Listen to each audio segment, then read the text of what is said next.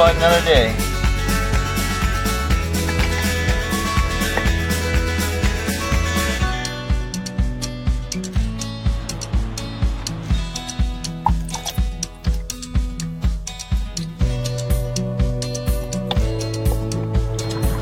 Nice fish right here.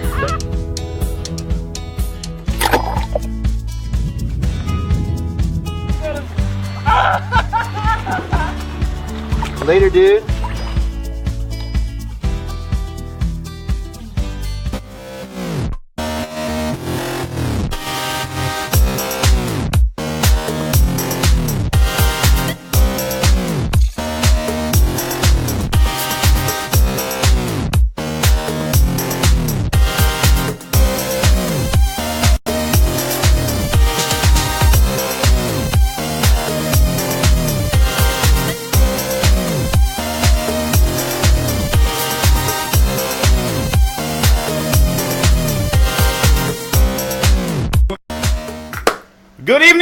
Good evening. Welcome to another episode of Kayak-A-Bass Live on a Tuesday night on another late 7 p.m.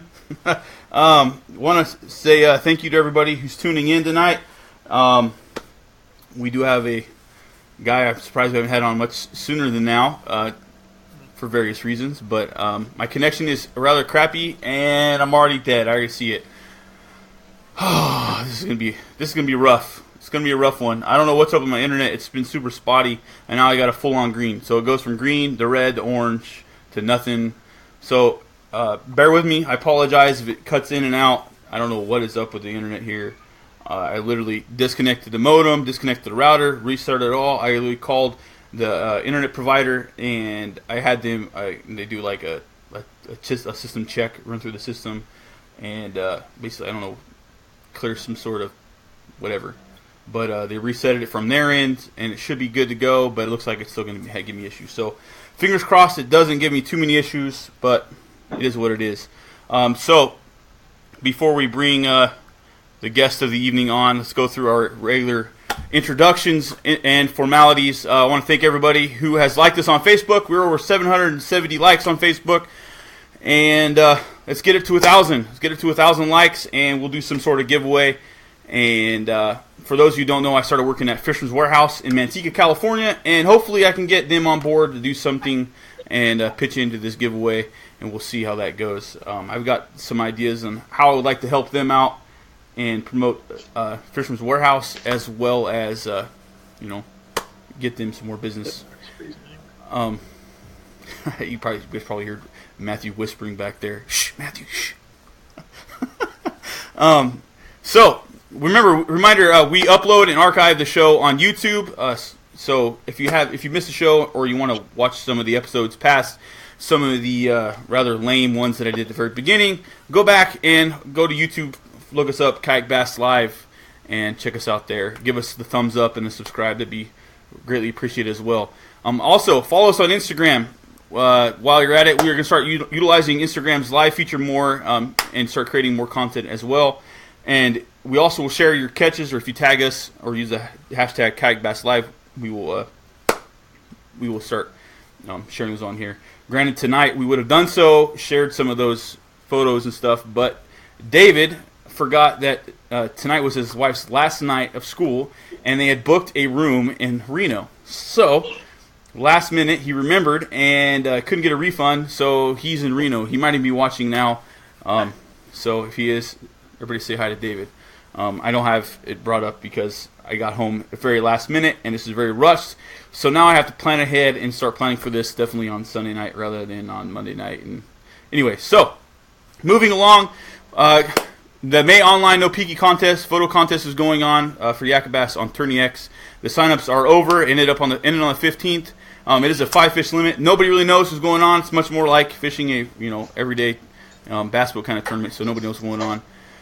But I want to remind everybody the June No Limit online photo contest is available for you to sign up. It's $25, and all fish over 12 inches count. So if you're interested in signing up for that, do it. It's much like the MLF format where every fish you catch will count. So the guy who can catch, 312 inches may very well win it versus the guy who only catches, catches a bunch of big fish. So gives everybody a chance, and every fish counts. So it's going to be kind of interesting. That runs June 1st through the 30th. It's $25 to enter, and the sign-ups end on the 15th. I also want to remind everybody the Big Old Pig year-long big bass photo contest as well is going on. It ends on December 15th. It's $15 sign up. Every month there will be a big fish winner, and as well as the year-long winner. And each of those, both the monthly and the year-long winner, will receive prize packs from Big Old Pig. So big shout out to them. I also want to remind everybody the Kelsey Bass Ranch Kayak Invitational is on June 24th at Kelsey Bass Ranch on a 125 acre private bass lake. It's limited to 20 anglers because it is only a 125 acre lake. So we're going to limit the number of people entering that. There'll be 10 sponsors. We'll have the opportunity. The 10 sponsors we have for the event have the opportunity to select a sponsored angler. If they choose not to, it'll roll over into the lottery, where a minimum of 10 lottery anglers will be selected. And if, like I said, if a sponsor doesn't pick them, then we get an additional spot given away. The winner will receive a membership to Kelsey Bass Ranch, which is it's $1,000. I believe is what it is, $1,000 for a year-long membership to this lake. So, how you want to enter to have the opportunity to win this membership? Go over to Motherlode Kayak Anglers Facebook page, find the event, and select that you're interested or going.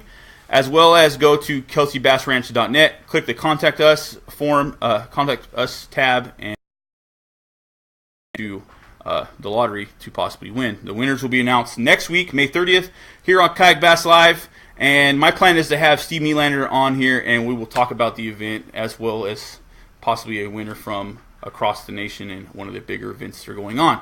Speaking of which, this week, the KBF Trail on Lake Sinclair is going on, as well as the Kayak Bass Series Open number 5 on Lake Fork and the MSKA Jackson County Shootout this weekend.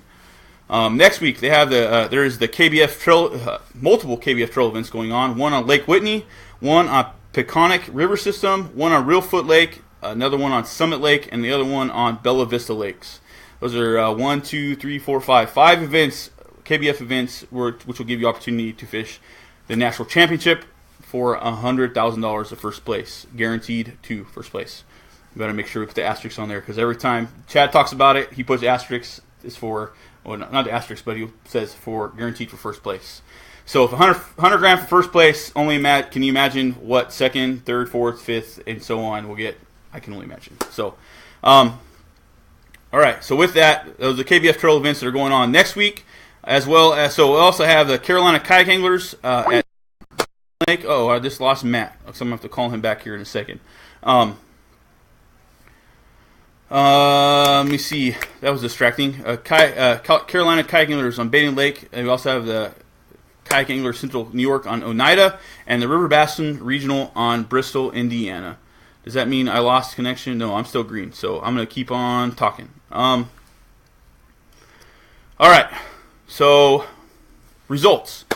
There's pretty much one pretty big event that happened in addition to our Yak-A-Bass event that happened over this weekend, the KBF Trail on Lake Chickamauga. Third place went to Benjamin Smith with 84.25 inches. Second place went to Joshua Russell with 86.5.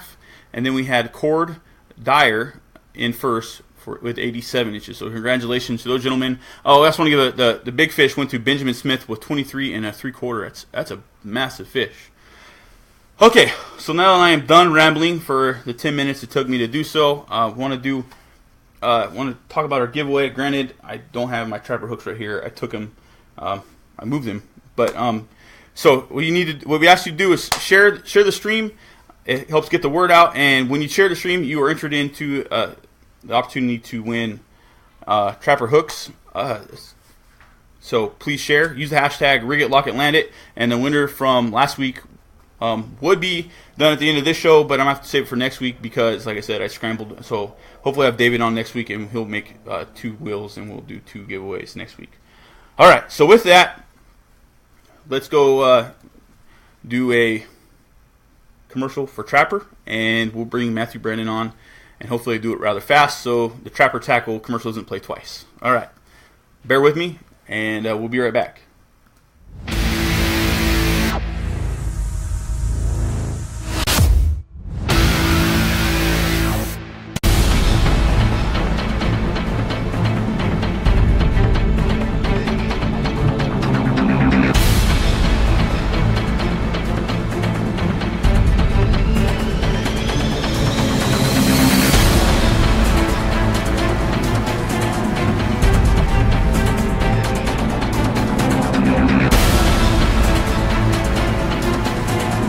it saying? Is it showing? Okay, look, it's green. It's green. It's green. We're good. We're back. Yeah, I don't know, dude. I pray we can get through this. I had the list of everything. Nope. I had the like just froze. I swear, dude. I'm gonna lose my cool. Yeah, I have absolute zero. Wow. Yes. I'm about ready to lose. Oh. I got you again. Yeah, dude. I don't even know. No, it's back to red. Like I have nothing. Your audio.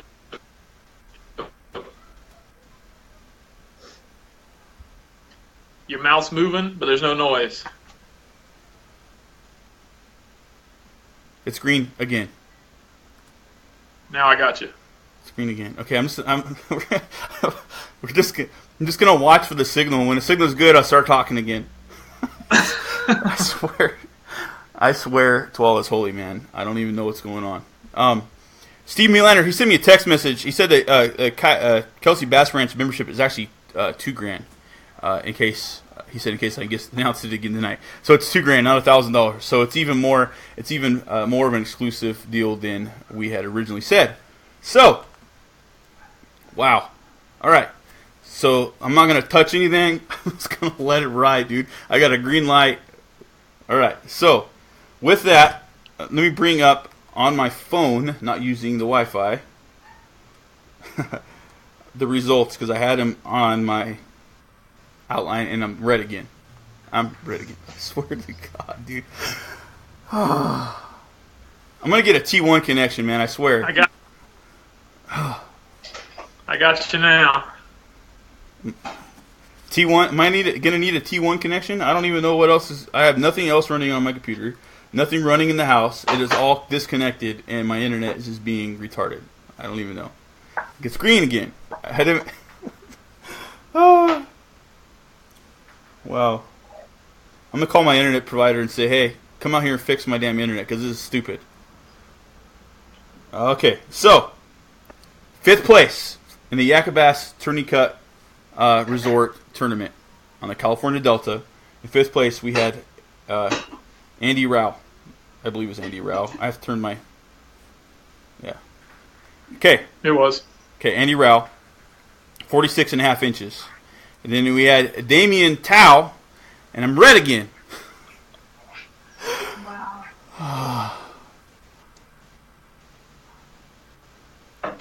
Fix me a plate, dude. It's not ready.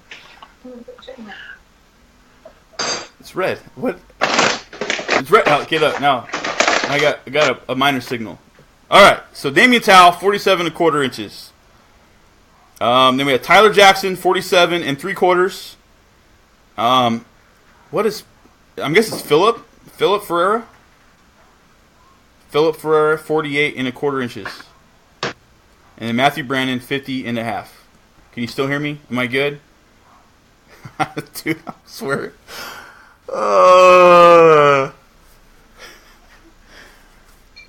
I'm glad glad companies aren't paying me big bucks to do this because I would literally be throwing a conniption fit, dude. I'm about ready to pull my hair out already. This is stupid. I don't even know what the deal is. Like I said, I resetted my router, the modem, called in, and they resetted it from their end just to be sure. I know it's not my computer because my computer's a badass machine. And so, anyways. With that, congratulations, Matthew Brannon, on your win. Let's get this through this really fast so that way we know we can. And there goes yellow. It's going to turn to yellow. Now it's red, and it's going to die. What the heck? Man. I need to record it. So I don't even know. Am I going to have to record? I can't record. I already started. Whatever. Your video's frozen, but you got audio right now. Yeah. I'd rather at least have audio. Audio's better than nothing, right? Yeah, so, right on. Okay, moving on. Congratulations on your win. Hope this doesn't take a whole big old, crap on your celebratory, You've earned this, and it's not working. I don't know. It's all good. All right. Well, at least you're a good sport. Okay. All right. Okay. So, how did you get? You know what? First, I missed the question. Where is it? What do you do for a living? That's my very first question. What do you do for a living, Mr. Matthew Brannon? Those who do not know Matthew Brannon, what do you do for a living? Yeah. So I'm in the Coast Guard. I've been in the Coast Guard for 15 years, and I do marine electronics. So I install, repair, troubleshoot, whatever it's got to do with GPS, radars, VHF radios, any kind of marine. Man. My patience is wearing thin with this stupid thing. All right. So if we're back on, Matthew Brannon is a teacher. We're moving on to question number 2. So what do you do for a living? Talk fast because it's green. I still teach marine electronics for the Coast Guard. All right. So, all right. How did you get started fishing? That's the next question, man. My dad, growing up, was basically a traveling tournament angler when he wasn't working for the Navy, and so I grew up following tournament trails. Redman and the NBA, which was the Navy Bass Anglers Association, and various clubs around the country.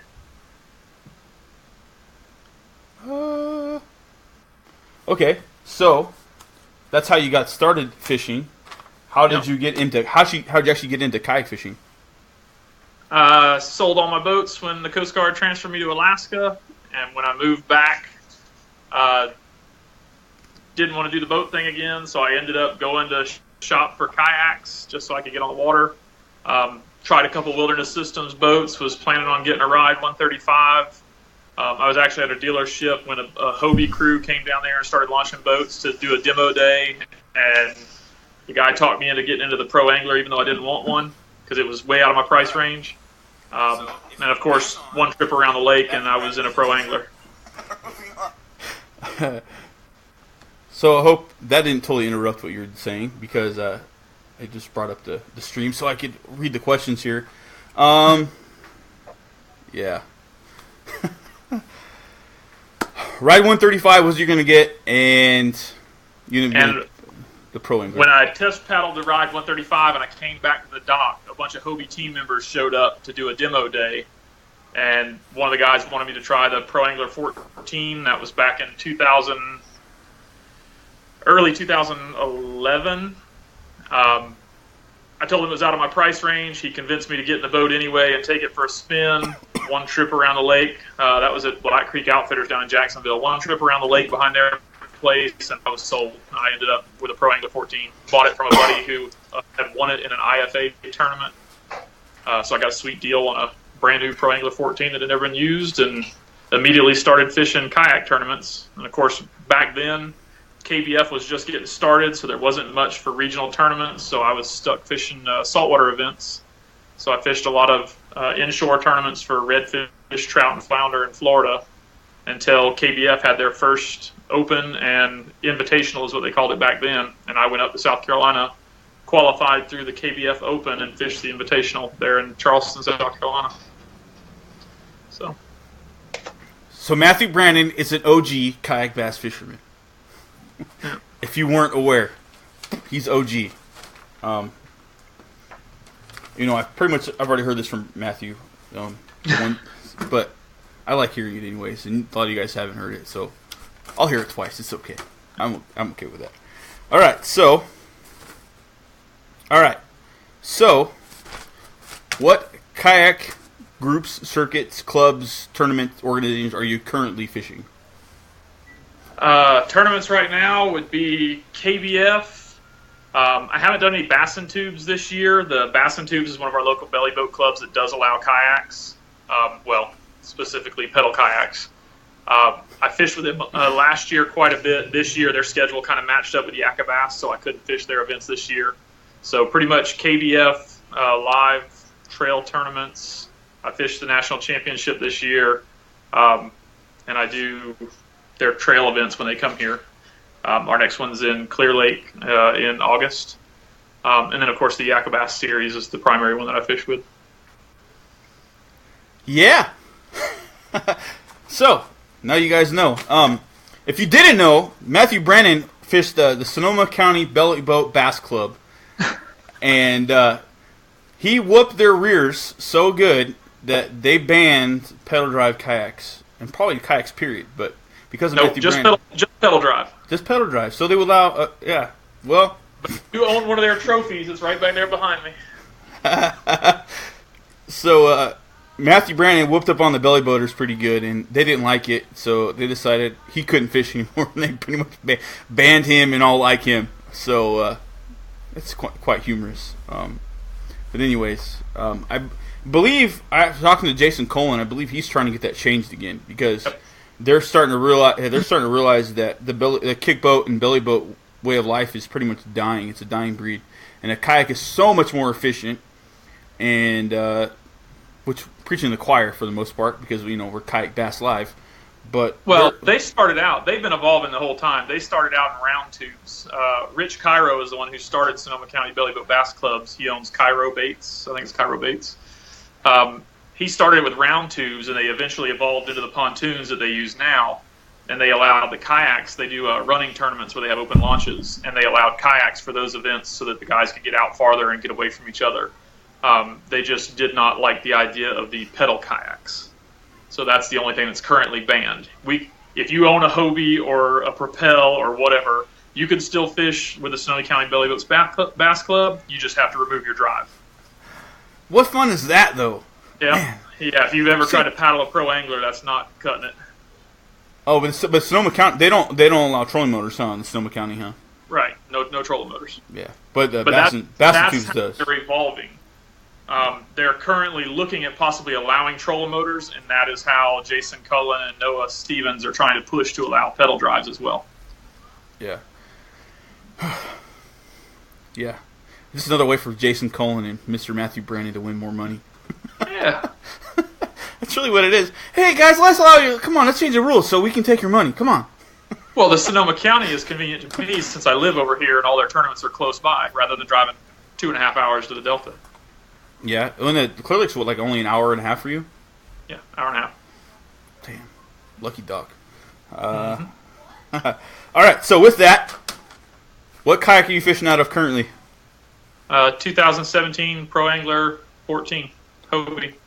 With a 180 Mirage Drive. The 180 Mirage Drive. Yeah. With the reverse that I never thought I would use very much, and I use it constantly. That is just a magnificent piece of machinery. Okay, I got to ask you, because I know you fish a lot. Do you feel the going forward compared to the non-reverse? Do you feel like it's maybe a little slower, not as efficient? I would not say so. It's compared. I didn't think I would use reverse that much. I mean, I've been in a pro angler my entire kayak career. Never really needed reverse. You can sweep a rod through the water, use a hand paddle, whatever, to spin yourself around pretty easily. But now that I have the reverse, it is. I wouldn't even want to guess how many times I shift that thing in a reverse during a day of fishing. Wow. And it is just as efficient in reverse as forward. I've been as much as almost 5.8, I think, is what I was hitting on GPS in reverse. Woo! Yeah, you also got to remember, Matthew Brannon's a fit son of a gun. Just before he came on here, he finished a 30-minute run with Amanda? Yeah. Yeah, we run like 30 minutes every night. And he hasn't taken a shower, so he's stinky, but good thing thank goodness we don't have smell-o-vision. Put on a fresh shirt. Well, thank you for being kind enough not to wear a sweaty one. Were you wearing the same hat? Yes. Always. Yeah, a sweaty Costa hat. Like, how many of those Costa hats do you own? Like 30? 2, and only because Amanda won't let me wear the original one she got me, because it's pretty nasty, and she already wants to replace this one. So when she gives you another one to replace the third one, so then you have 3 and you throw the other one away and let it on fire? Oh, I don't throw any away. I have them all. Oh my god, dude. Are you a hat hoarder? I am. And I don't wear more than one at a time. So, that's why I keep telling her, this one is not wore out, so we are good. I will stick with it for now. Until she decides she wants to do some fancy pictures and she'll buy you a new one, right? Yeah, exactly. she over there laughing at us, or she go upstairs? Yeah, she's sitting right behind the camera right now. We love you, Amanda. Love you guys. Yeah, you're good for that man right there.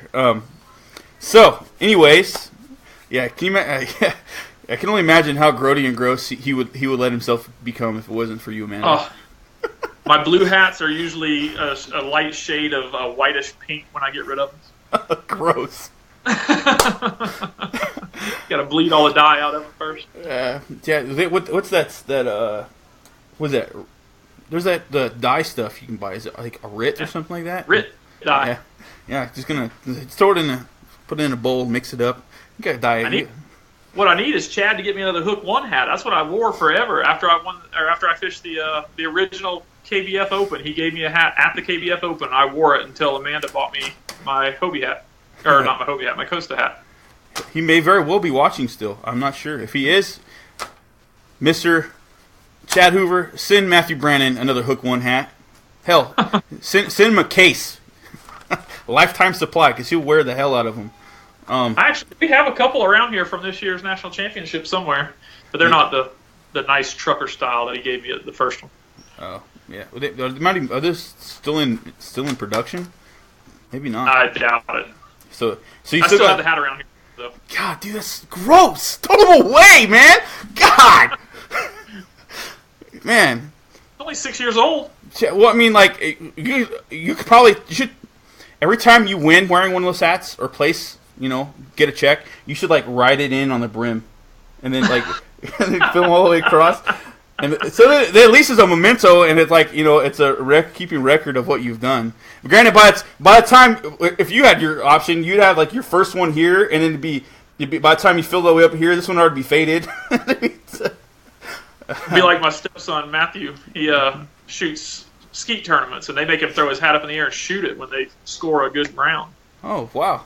I didn't know that's a pretty cool tradition. Force me to get a new one. So, man, gross. So, with that, cool, we got comments rolling in here. The amount of live viewers is rather pathetic due to the fact that my internet connection is crap, but it's being good right now, so let's keep it going. Good. Right on. All right, so Matthew Brannon fished out of a Hobie Pro Angler 14 2017 Pro Angler 14 with the 180. You did pick up an Outback, correct? Yep, I have. That's Amanda's boat, but I have a very modded out Outback, 2017 Outback with the 180 drive. It's got full-length Hobie H-rails down both sides. It's got the Hobie square hatch in the center. Put one of Des Davis's Supernova light kits on it, inside and out, for night fishing, because we do a lot of that in the summertime. So yeah, that's like one of your favorite times to fish, isn't it? In the summer, at nighttime. That is, I could live on Clear Lake in the summertime at night. Yeah, I love night fishing. I'm hoping my next upgrade is some Des Davis Supernova lights myself. Yeah. I would definitely recommend them. A lot of people go with the eBay style LEDs. They don't last. No, I can attest. Des's light strips, they're sealed. I own 2 boats right now with some of his Supernova kits on there. Never had any issues, and the old one's been on there for years. That's the one that's my 2015, so I've had that boat for almost going on 3 years. And they still work just as good as the first day, huh? Yep. The only thing I remember, Matthew, that you do is that you put a dimmer switch on them. I do. I put a dimmer switch in line. They are extremely bright. If you are on the water by yourself, it's not a big issue, but if you're fishing with somebody, you'll kill them. You absolutely cannot see if somebody's beside you with theirs on. So I do put a dimmer switch on there, and the only other thing I do is I don't use the switches that Des supplies. He uses toggle switches, little waterproof toggle switches.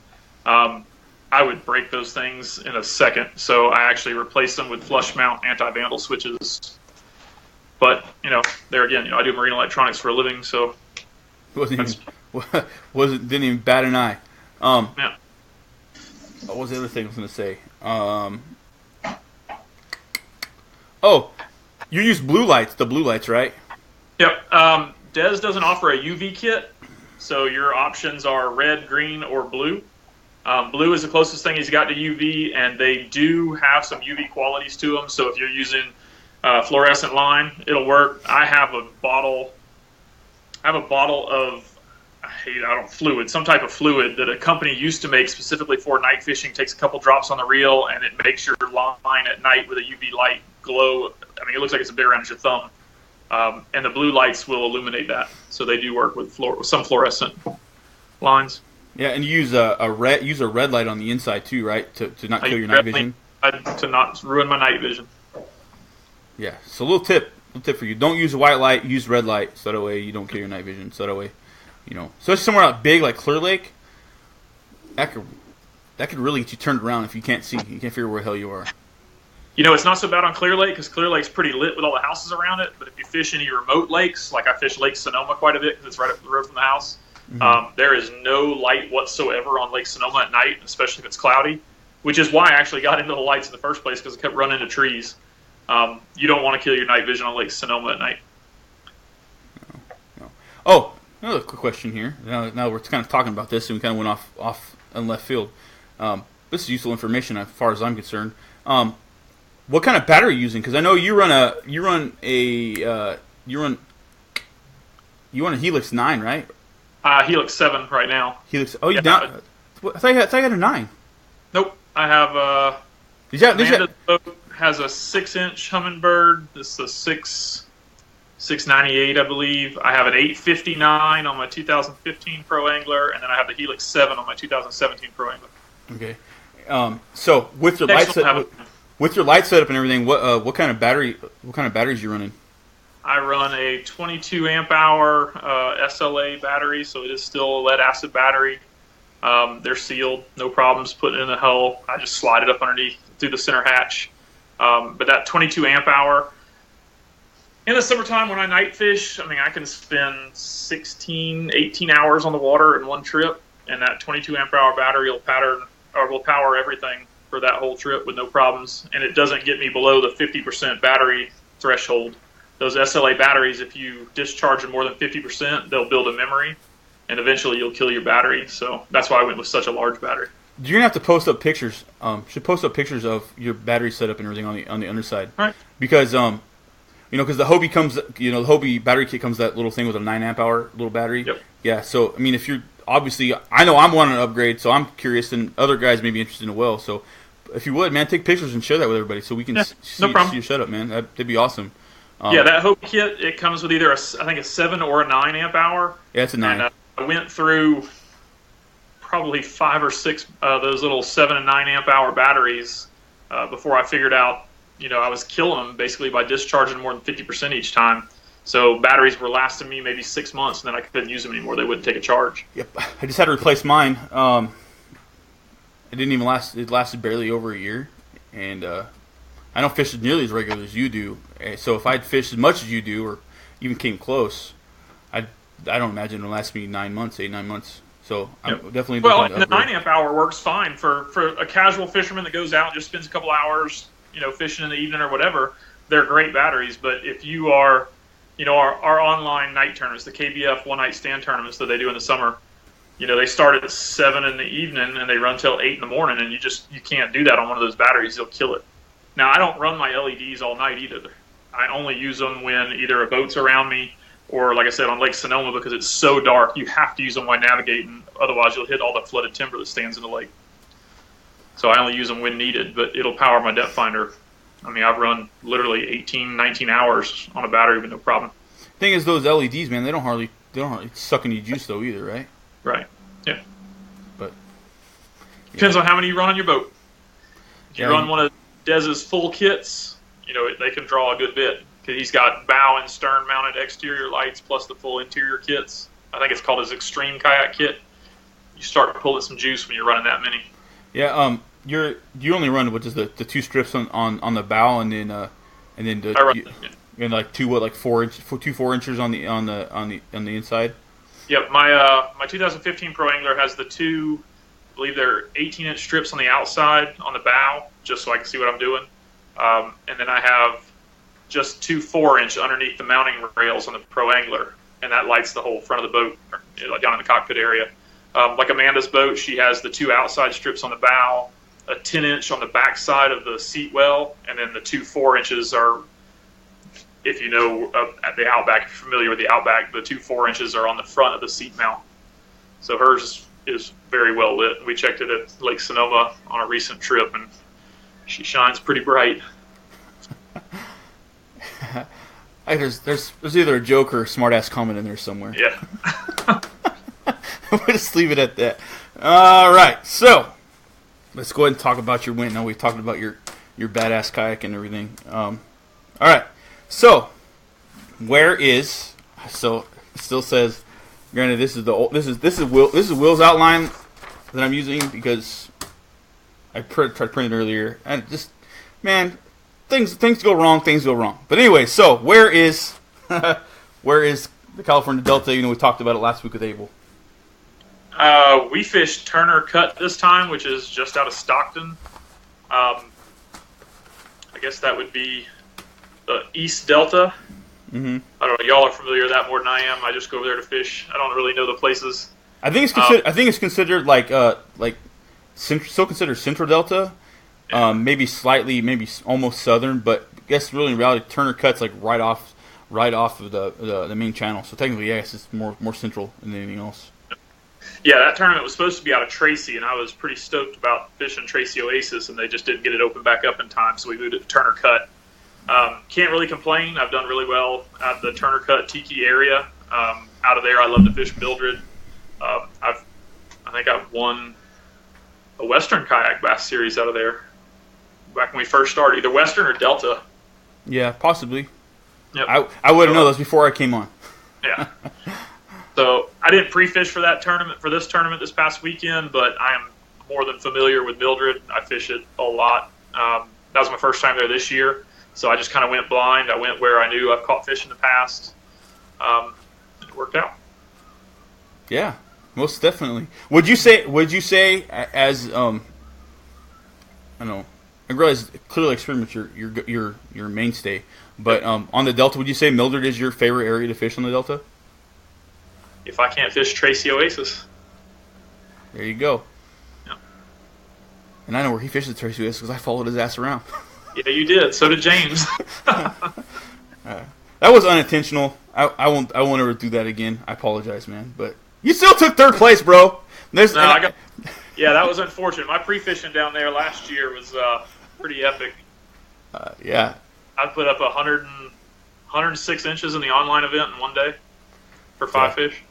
Yeah, you absolutely killed it. And I know I didn't impede anything because the fish he caught were bigger than mine. So don't say I influenced your tournament in any way. So it was all good.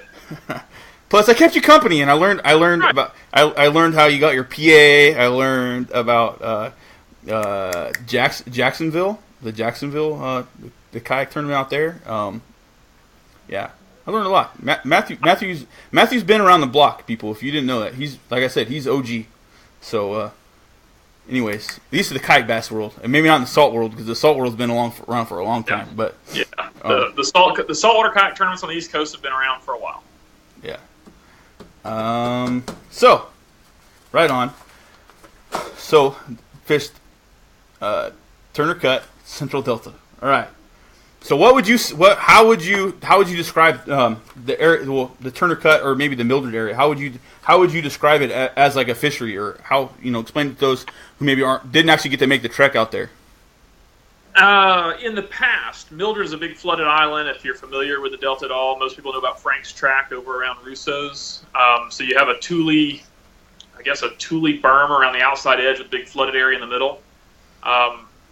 In the past, it's been fantastic because it gets a lot of current. The main channels on the outside really flush that place, so you get a lot of current flow through there, moving bait. Generally, we have a lot of hyacinth mats. I love punching. Usually on the Delta, if I go to fish the Delta, I have at least 2 punch rods and 2 frog rods. And that's why I always love Mildred, because there was tons of hyacinth islands or mats up around those little flooded islands. This year, because of all the rain that we had earlier in this winter and this early spring, it flushed the area pretty good. All the hyacinth's gone. Jose Cervantes actually mentioned that as we were leaving the launch that morning of the tournament. He was like, "No grass."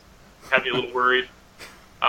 Obviously, the toolies are still there, and that's Abel and I talked about it. He pedaled out there with me. We talked about it on the way. At minimum, we knew the toolies were going to be there. We knew there was going to be some hydrilla, some underwater stuff to fish. So it's not hydrilla. It's actually a Brazilian something weed. I listened to Mark Daniels Jr., who used to work for whatever, and he's a biologist of some kind. Yeah, it's actually it's a Brazilian something weed. It's not even hydrilla. It has really similar, but it's actually it's a Brazilian something. I don't know. I'll have to post that video up. I remember him talking about it. But anyways, that's Abel and I discussed that. And I told him, I said, the hyacinth may have flushed, but the fish still have to be there somewhere. So without pre-fishing, I just crossed my fingers and went for it and pedaled out there. I think it's 2.2 miles from the launch to get to Mildred, to where we started fishing. Mm-hmm. So, but how far? And how? Like, I know you said you had gone to the northern portion of Mildred. How far to the north? Did you actually go to the actual north end of Mildred? I went to the north end and beyond. It took me almost 2 hours to pedal back for weigh-in, or our check-in again. Steve and I made the trek all the way to Connection Slough, and it took. I calculated how far I traveled using Google Maps. You can use measure distance, and I literally measured everywhere I fished all the way up to Connection Slough and turn around and come back, and it was like 11 and a half miles, somewhere between 11 and 12 miles. So it probably would have taken me the same amount of time to go either way, either come back the way I went or to go around the top of the island and go back to launch. Yeah. So you probably did close to that or just a little bit more. Yeah. I don't want to talk about my tournament. I'm but it wasn't. I mean, the truth is, it wasn't. Everybody had tough tournaments, so I'm thankful. I am thankful for the one fish I got, and pretty much half the field didn't even get one fish. That's. Oh yeah, it was not a barn burner by any means. No. I think I caught 6 fish. Yeah, it's not tip. If you only caught 6 fish, that says a lot of how tough the fishing is, because the Delta. It's not fishing like the Delta does.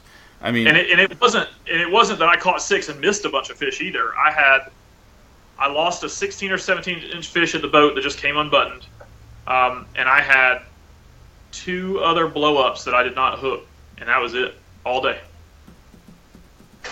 Yeah, it was a grind. So, what was the water temp where you were fishing? Do you remember? Yep. When we pedaled out, I believe when I got to Mildred, I know on the way to Mildred, I told Abel I was throwing a whopper plopper and not getting anything. And I told him, I said, I got faith in it. It was 64 degrees.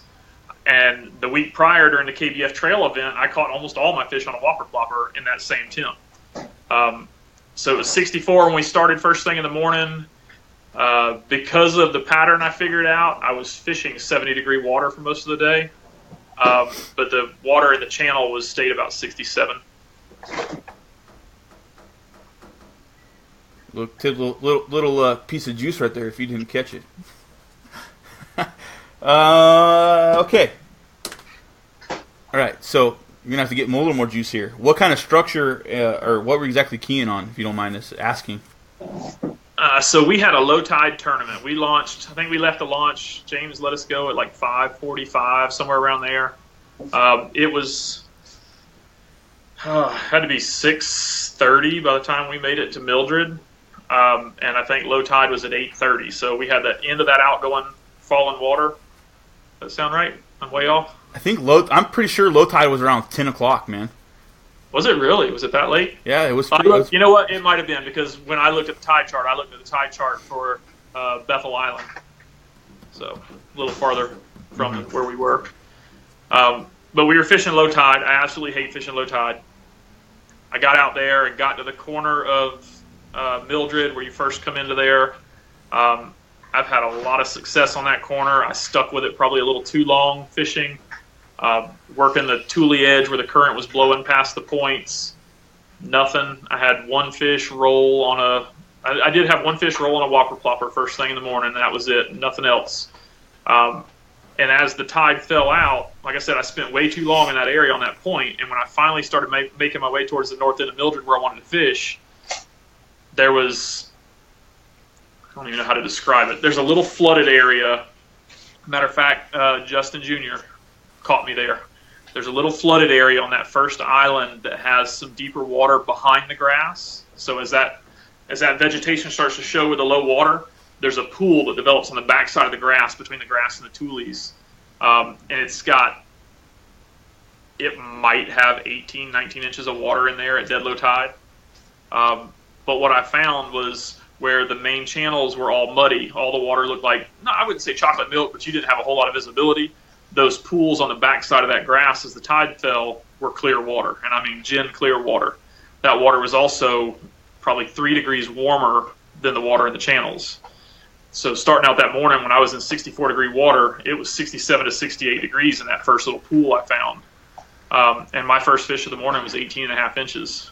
Came out of one of those little pools on the backside in super shallow water.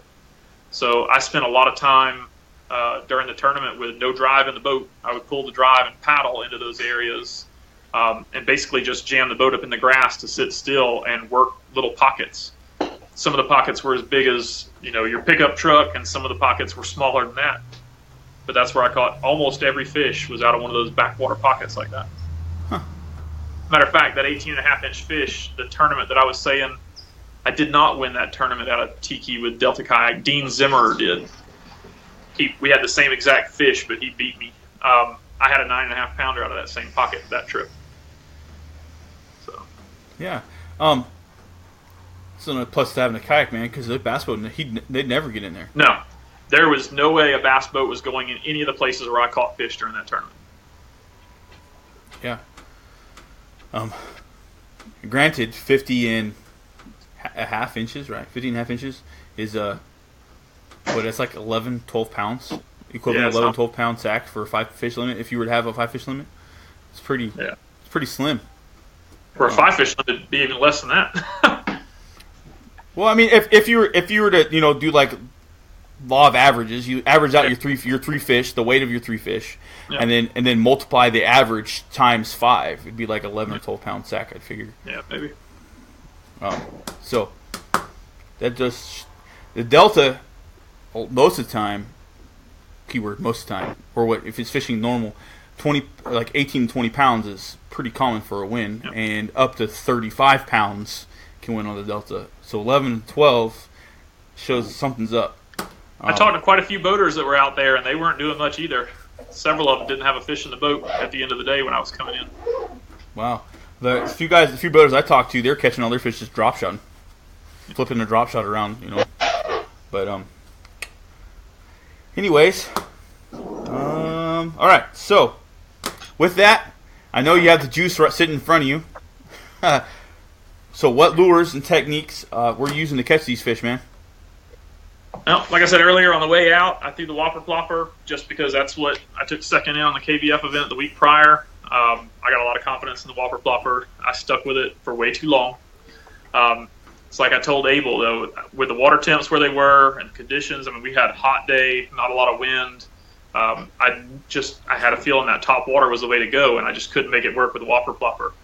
I am not a finesse fisherman by any means. I didn't even carry a spinning rod with me in this event. Can't stand a drop shot. So I just downsized. I had one other top water in the boat other than a whole stack of whopper ploppers. It just happened to be a little Japanese yellow magic popper. That's the Magnum version. So that's actually the half-ounce Magnum version. That's in smoked shad. Even in small baits, he goes big.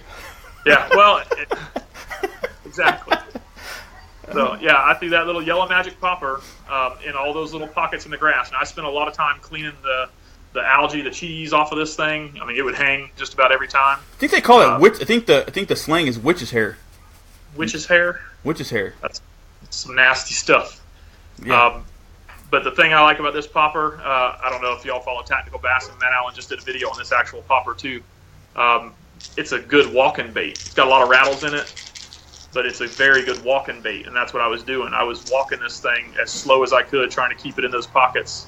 like I said, some of those pockets were as small as my boat, so I'd make multiple casts and just walk that bait across those pockets to catch my fish. And they were absolutely crushing it. I'm talking complete flips out of the water. There was no subtle hits with these things. Did you have a forward-facing GoPro going? I never even turned my GoPro on the whole trip. Hearsay. They didn't come out of the water. They just came up and they just kind of sucked it in and then just kind of swam away with it. So like I said, I caught 6 fish. 5 of them came on that popper. Of those fish, how many of those were on like the second or third cast of that area? The same area that which you know what I mean? Other than my 18.5, the first thing in the morning, which hit it on the first cast in that pocket, I would throw that lure probably 3 or 4 times before I get a fish to actually hit it. In the same pocket, working the same line. Huh. So now, when I would get done fishing and I would move through the pocket to fish the next one, there was fish everywhere. I mean, not huge bass or anything, but 14, 15-inch fish in a spot the size of a pro angler, there might be 10 or 12 of them laying there in that shallow water. But wow. Of course, once you hit 1 or 2 of them, they wouldn't hit it again. No. So, but like I said, 5 of my 6 fish came on that little popper. And then I am a big frog fisherman. I love fishing frogs. We had 2 guys fish the tournament with us. Damian Thau and Bam Miller. I think I fished with Bam before in tournaments, but that's the first time I've ever fished with Damian. The only frog fish I caught that day, I caught on their frog, their favorite frog, which you can't even buy anymore. This is a Paycheck Baits made by Bub Tosh. It's a transporter, so it is a popping frog. They've been discontinued. Damian whooped me last year in the online events throwing this frog in black. I don't know what their color is, blackbird or something. I scoured the internet and actually found a friend that owns a bait shop back on the East Coast that had 6 or 8 of these in stock. They were all in this same color. It's like a sexy shad. They call it strip gear. First time I ever threw it, but that's what I caught my 17 3/4 on right at the end of the day. Yeah. And I made sure to tell Bam that when I got back. Yeah, we have to track down Bub Tosh here. He's a local boy. And yep. Say, hey, Mr. Bub. I do work for a tackle store now, Fisherman's Warehouse. They don't sell them though. No, but I can always use that as leverage to say, hey, we want to get some more of those. Yeah. Even though I have no control over ordering whatsoever. Nope. But no, I have influence. I have influence. I don't have control. I had to give Bam a hard time. He's my rod maker with Guru Rods, so being that I caught it on his rod with his favorite frog, and he didn't do a whole lot in our tournament, I had to give him a hard time. Yeah, we love you, Bam. It was actually really cool to see him out there. He's OG kayak bassing to this area, anyways. Yep. And see him out there was pretty cool. And hope to get you back out there. And we need to get Cole out there too. So Bam, everybody, hit up Cole from Hype Bait and say, hey, dude, get yourself into that. So I saw him, out there pedaling the kayak that Bam rented, that Manta Ray. The Manta Ray. The Manta Ray 10. Get out there, Cole. Buy one. Rent one. Come out there and join us, man. Join the fun. It's a hell of a lot of fun. Less BS than some of the other tournaments that are out there. We're all pretty good buddies. Yeah. Oh, you know what? I realized I didn't talk about this earlier, but guys, wear your freaking PFDs, man. Mm-hmm. Yeah, wear your PFDs. Ask Randy. Ask Randy what happens when you least expect it. A big old barge goes through. You try to paddle away from it, so that way you don't have to worry about getting flipped over, and it sucks you in because the water gets sucked in, and then you get pushed forward and then flipped in a big rig. One of the biggest damn kayaks they make, and it's on a pedal drive, but it's one of the biggest damn kayaks in it. He was in, and it flipped him. He was wearing a PFD. He lost, like he said, like $500-600 worth of stuff. Broke 2 rods, lost one, lost his phone, lost a lot of other stuff, and it could have been a hell of a lot worse. But Randy was lucky, and there were a lot of other guys that heard him screaming for help because they didn't really know what was going on. They heard him screaming for help, and then they went over there and helped him get in. And thanks to the community, he's actually getting set up pretty nice. The guys are helping him replace his rods and get back on the water rather quickly. So I want to give a shout out to all those who are helping him. Remember, wear PFDs, man. It's not worth it. Also, we had like 2 or 3 drownings here locally here in the Modesto area. Like one guy in the Modesto Reservoir, and then like another guy. I guess his kid went in, and he went in to save his kid, and then somehow his kid got out, but he didn't make it. We lost 3 at Paddle Fest at Lodi. Yeah, they went over like the dam or something, didn't they, or something? Come on, people. Where are your PFD? Justin Jr. tested out his PFD during the tournament. Yeah. Well. So not only do we have, well, granted, Justin didn't flip his kayak, but he fell out of it. He went to put his rod. yeah, he almost did. He went to put his rod He went to put his rod in the holder, and he missed it, and it fell in the water. So he leaned over to grab it, and then he did his raiding thing. Everybody saw that. He did his raiding thing. In order to keep the kayak from turning over, he just jumped out. Yeah. Wear PFDs, man. It's not fun. It's really not fun having an inflatable go off on you, because that damn thing chokes you. It goes poof. And you like you just look all scrunched up, and it's yeah. Wear your PFDs, guys. That's actually, I had an inflatable, and I pretty much flipped mine, but because I'm shallow enough water, I was able to push my PA back over, and I had an inflatable on, and I got the inflatable for the reason that I thought I'm never gonna flip this thing. This is so freaking big. There's no way in hell. So I'm just gonna get an inflatable to be compliant, and just in case. Well, guess what? I flipped it. How come I haven't heard this story before? You didn't know I flipped my I was at Kelsey Bass Ranch. Oh. And I'm pedaling along, and I flip into his laydown, and I swear I felt a fish.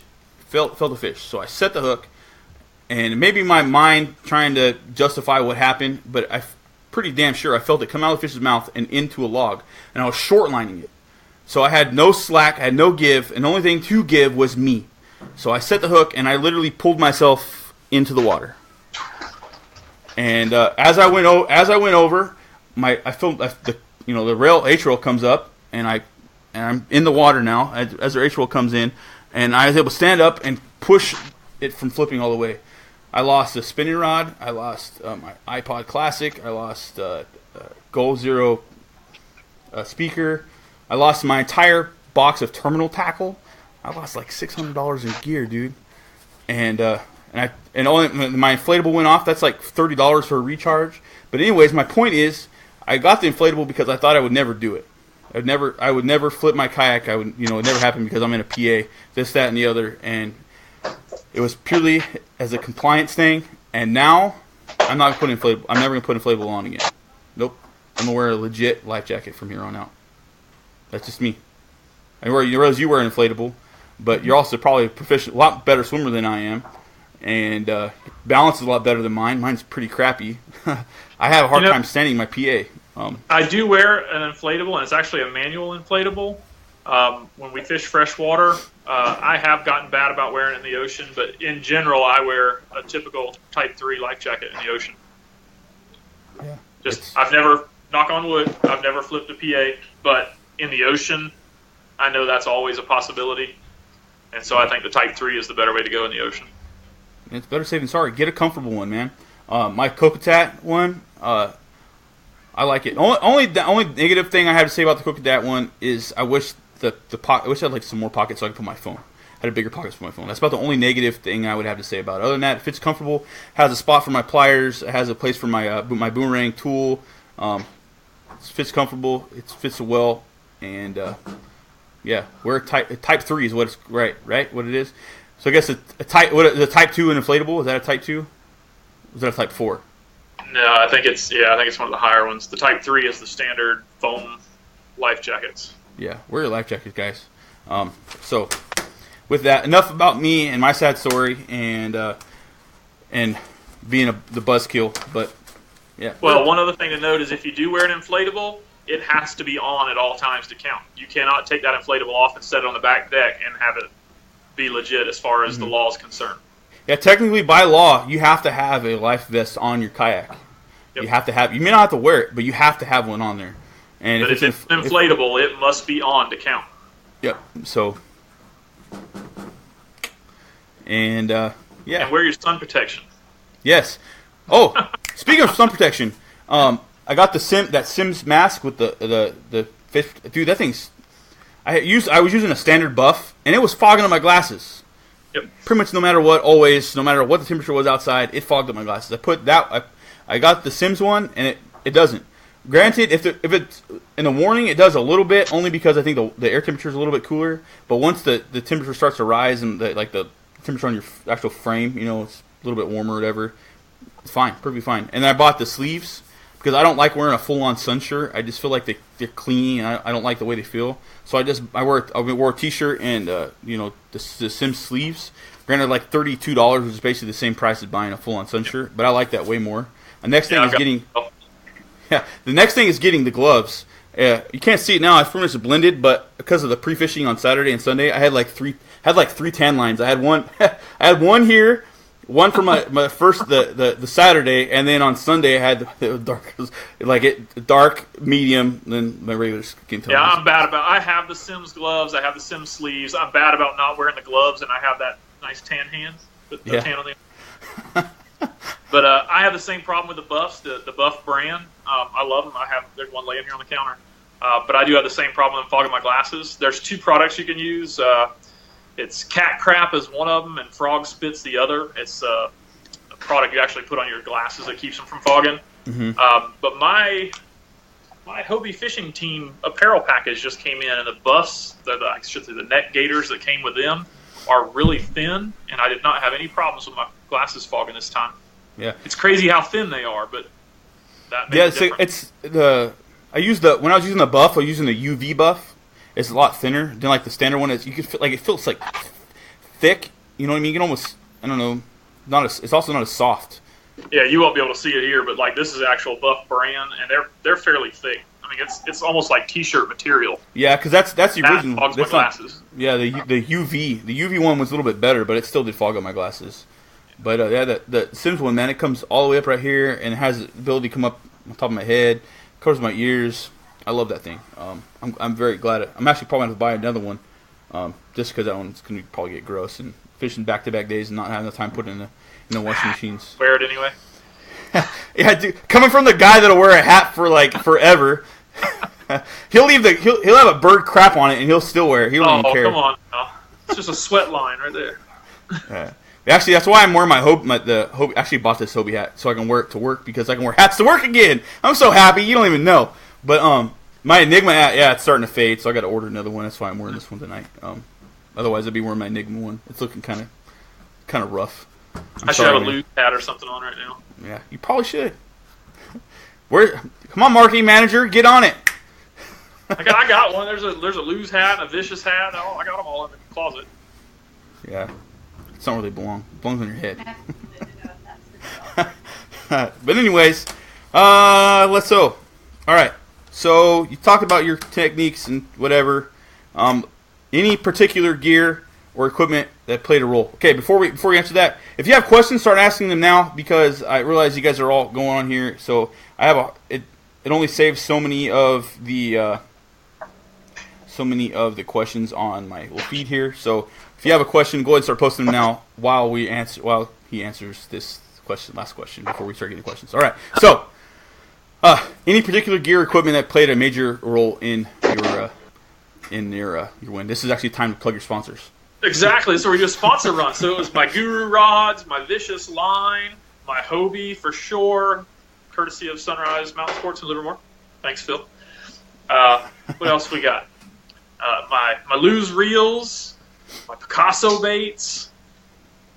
No, but seriously, this time, like I said, I only threw those two lures. I threw the Whopper Plopper on the way out there with no luck, and I threw a River to Sea Biggie Papa. Oh, we got a fire.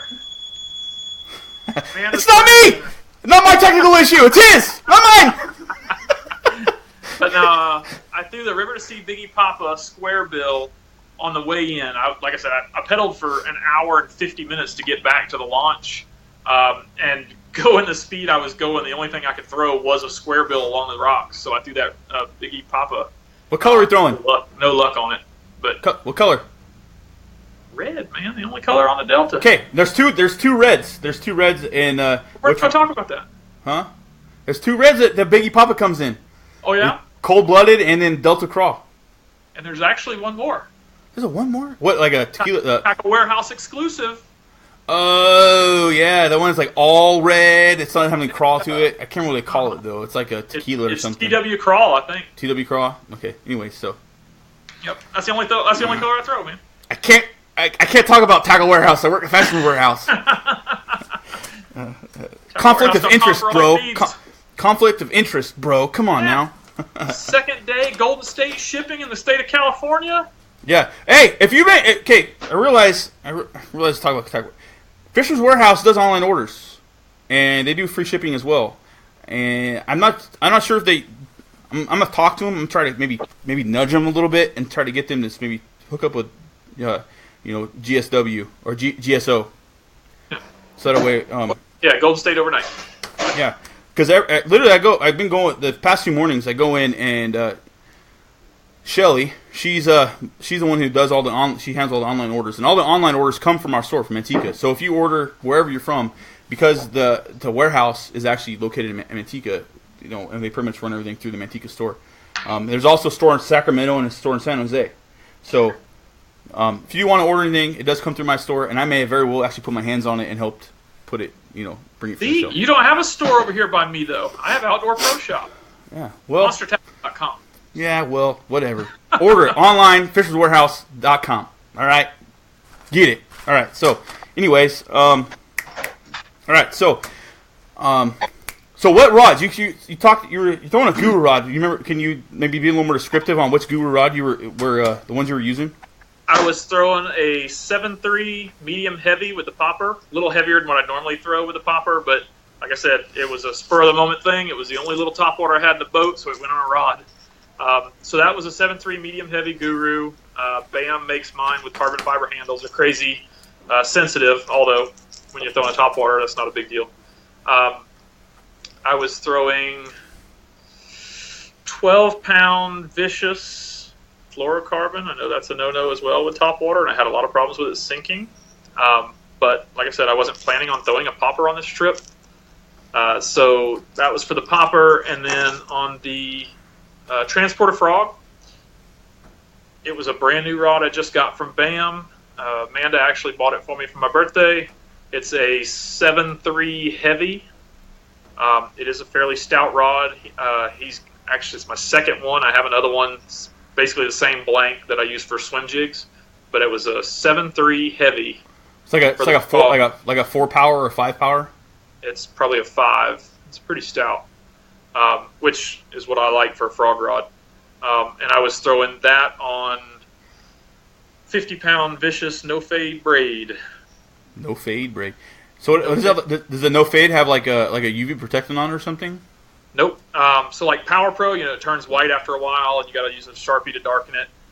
Power Pro actually dyes their line after it's made, and the Vicious No Fade braid is actually made in the green color, so there's no dyes added, so there's nothing to fade. I've got a rod out there in the garage that I've had the no fade on there.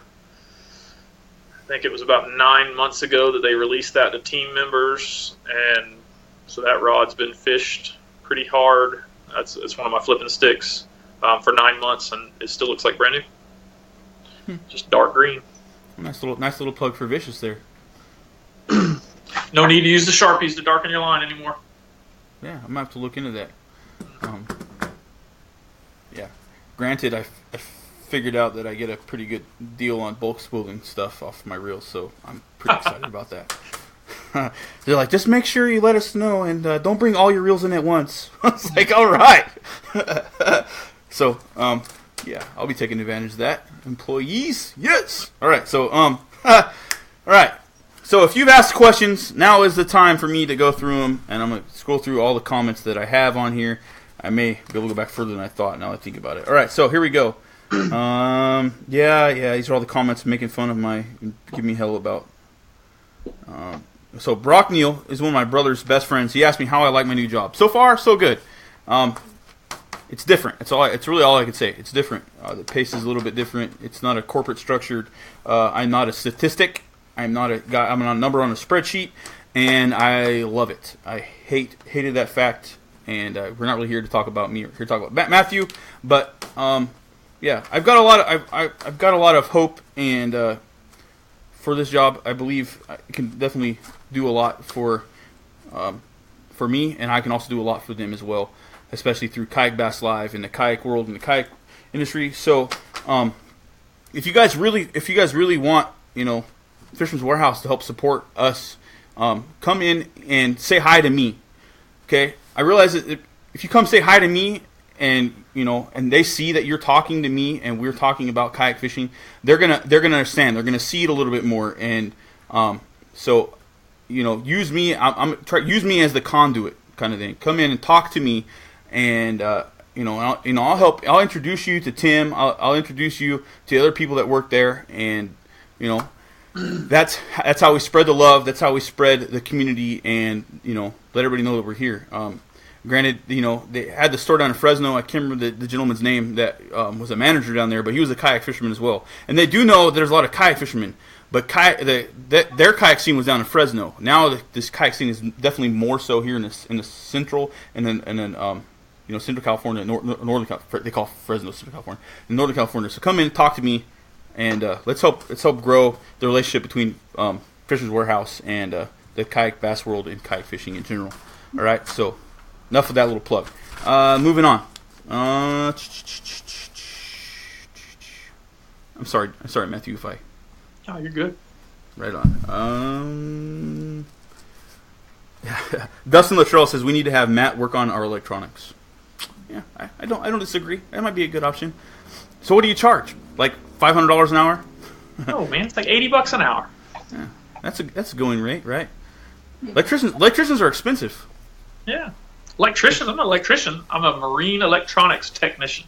Yeah, but you're not an electrician, but it's adjacent. See, I'm an ET, and electrician is an EM. Different rate. Electricians change light bulbs. Oh, and you change TVs? Huh? TVs? Electronics. Electronics. But even then, setting up like lights and stuff it's not. I have all the same training that an EM has, plus the marine electronics side. So you have it and then some. Yep. So yeah, if you're having I know this is true. If you're having troubles setting up your unit and you're not understanding what's going on, talk to Matthew. He does know what he's talking about. He understands it. Out of curiosity, I know a lot of side imaging. I realize this is kind of a little left field, but this is really interesting, and I know you have your wealth of knowledge. So, side imaging, you got to deal with that before it was like a everyday, kind of thing. It was much different. When I was on the Coast Guard cutter in Alaska, we had a side imaging unit that we used to locate sunken buoys, and it looked like a torpedo. We towed it behind the boat, and it would scan out to the sides. Obviously, we don't have to do that anymore. Yeah, it's still shaped like a torpedo, though. A lot of those transducers. Yeah, it is. Yeah. So, yeah. And he can side imaging, around here on the Delta, I would not say that I have used side imaging to any great extent. I use it. I turn it on. Haven't done a whole lot with it on the Delta. But if you fish lakes, New Melones, Amanda and I spent a lot of time on New Melones this year, early spring, finding schools of fish. Where was the invite? Dude, that's right up the road. Come on, man. New Melones is like one of my favorite lakes. Yeah. There was several times, and a lot of times when I think of side imaging, I think of fishing, 15, 18 feet of water, looking for schools of bait fish, looking for the fish themselves. There was times where we were running down a bank, and I was 15 feet off the bank, and I would pick up individual fish on the side imaging next to me, and I could flip something like a Cinco or a drop shot to them and catch them. You could literally catch the fish that you were watching. Yeah. So it worked for that. We used it a lot at the National Championship on Kentucky Lake. That fishes a lot like of our Highland reservoirs around here. It's a lot of open.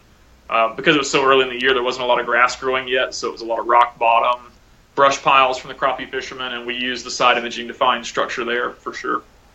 That was a big tool. So if you're only going to fish the Delta, don't waste your money on a side imaging unit. That's what he's basically telling you. For the most part. Yeah. I mean, there's times when it could come in handy. Oh yeah. But I found some underwater points that I didn't know were there. Yeah. What would you say for the general audience, so to speak? You would say not just I would say a 2D sonar with chart plotter, GPS chart plotter is all you need for the Delta. Yeah.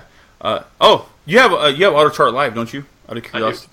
How clutch is that so far? I loved it on New Maloney's this year. Okay. With our water levels were so screwy this year. We had so much water. We fished New Maloney's, I think the first weekend, Saturday and Sunday. We went back the following Saturday, and the lake had come up something like 60 feet in a week. Whoa! Yeah, it was unreal. Matter of fact, William called me and was like, "Hey man, the whole parking lot is gone. The second parking lot that we were using, it was 20 feet underwater that next weekend." So it was pretty wild. And using that Auto Chart Live, I used it on New Maloney's that time before I got my Lake Master charts. So I used the Auto Chart Live literally to build a chart of New Maloney's to fish. If you have the Lake Master chart, the Lake Master charts are pretty good, and as long as you do your water level offsets when you first put in, the Lake Master charts were spot on. So it didn't make it a lot of difference there. But if you were going into areas where maybe there's not that great of coverage in the Lake Master charts, or if you fish farm ponds, whatever, where there are no charts available, that Auto Chart Live is amazing. Yep. I'm gonna Spring Lake right here in Santa Rosa. Auto Chart Live works great for that. We lost Matthew. Lost our video. Here we go. Here he is. He's back, and we still got a green light. Yes, yes, I love it. Something happened. The internet, the ISP picked the boogers out of their stuffy nose. I don't know. Yeah. It's like. Anyway, so all right. Good question. Granted, I was going to ask this later anyways, but we'll go ahead and ask it anyways. Christopher Summerfield, even though I know the answer to this, he asks, Matt, are you going to fish the KBF? Oh, that's what I read. I was thinking the wrong thing. He says, are you going to fish the KBF in Oregon? We have not confirmed that there is one in Oregon this year. Originally, there was talk of one in Bend, Oregon, and it kind of faded away. So I'm not sure if that's going to happen or not. Amanda and I are looking at going down to Lake Havasu possibly in November to fish the trail stop there. Mm-hmm. Can you fit 3 kayaks? I already told my wife. I said I'm pretty much planning on trying to get down there if I can make it happen. I've never fished Havasu before, so I'm gonna stay on the California side, so we don't have to get new licenses, right? Yeah. Havasu Falls is on Amanda's bucket list of places to go visit, so we may have to do a little hike while we're there. Go see Havasu Falls. I'll just sleep in. I'm okay with that. You can watch the boats. I'm okay with that too. Perfectly okay with that. All right. Moving on.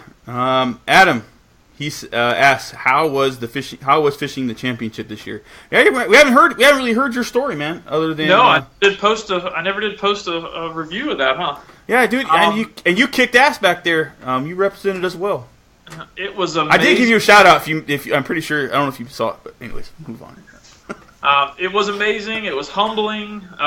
It was a huge difference. Like I said, I fished the very first KBF Open and Invitational that Chad ever had. We had a good turnout. I want to say there was 160 anglers, somewhere around there.